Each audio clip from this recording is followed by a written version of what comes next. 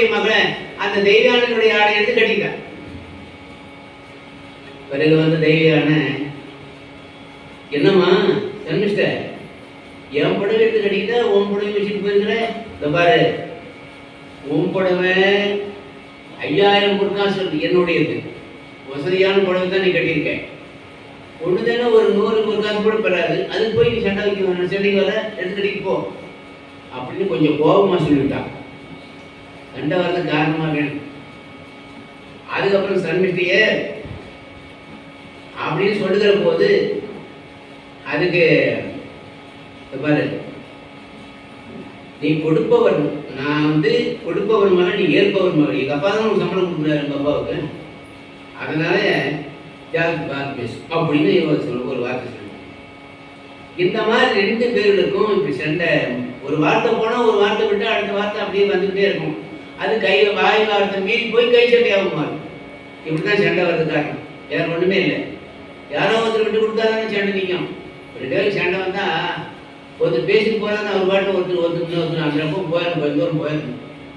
இது எவ்வளோ நேரம் தனியாக இருந்து கற்றுவார், போயிட்டானா விட்டு போ.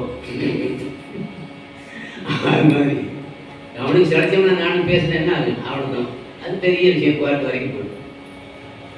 அது மாதிரி இருக்கும்போது தெய்வ யானை அவங்க அப்பம் கோடி வித்த கற்றுருந்தாலும் எங்கள் அப்பா சம்பளம் வாங்குறாரு, கொஞ்சம் ஒழுங்காக நடந்து கூடியன்னா அளவுக்கு மீறி பேசாதுன்னு சொல்லிட்டான்.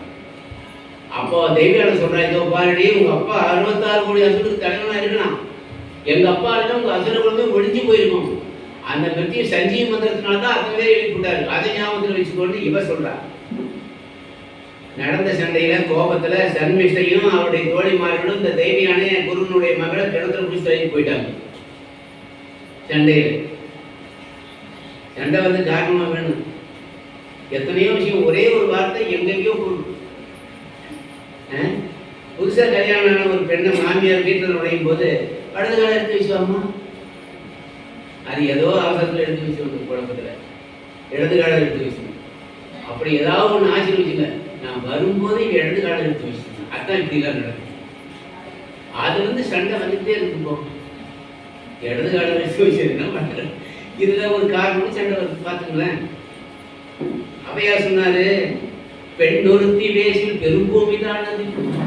ஒரு பெண் பேசினா பூமி அதிருமா. அப்பையா சொல்ல ஒரு பெண்ணு பாடி வச்சிருக்காரு, நான் சொல்லலை. பெண் 20 பேசினார், பெண்ணும் பெண்கள் 2 பேர் பெண்கள் பேசினா பெண்கள் தான் நட்சத்திரம் ஒதுக்கணும். ஆகினாலே பெண் 3 பேசினாலும் அலை சுவரும், 3 பேர் பேசினா கடவுளையே சுவரும், அது நம்ம ஊருக்குள்ள வந்துடும்.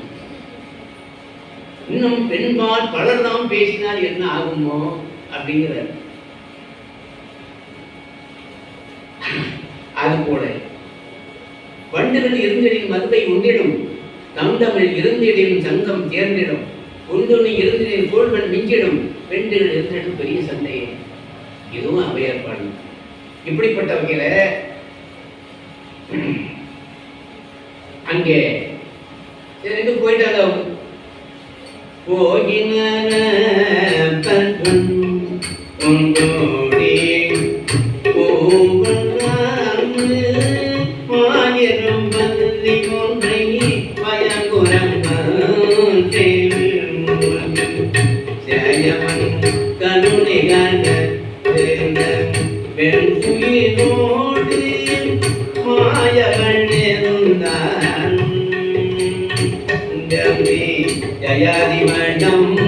அடைந்தான்.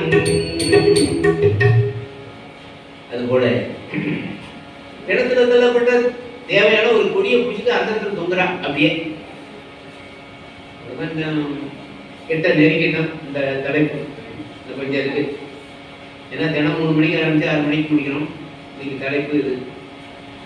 அதுபோல நல்ல ஒரு முக்கியமான கட்டத்தில் வந்திருக்கோம்.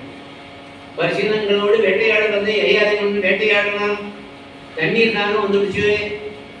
உடனே கூட வந்த பரிசீலனங்கள் பேரெல்லாம் இங்கே இருந்தோம் அப்படின்னு சொல்லிட்டு இப்படி வந்தான். தற்செயலாக கிணத்துல எட்டி பார்க்கும்போது குரல் வந்த திசையை பார்க்கும்போது இவ ஒரு கொடியை பிடிச்சி தூங்குறான். யார் தெய்வம்? யார் மணி? யார் இந்த மாதிரி உனக்கு இந்த அவ்வளோ நடை வந்ததில்லை? யார் உனக்கு பிடிச்சி தருது? அரசர் பெருமானே வணக்கம். நான் சுக்கராச்சாரியுடைய மகள் அசுரகுரு.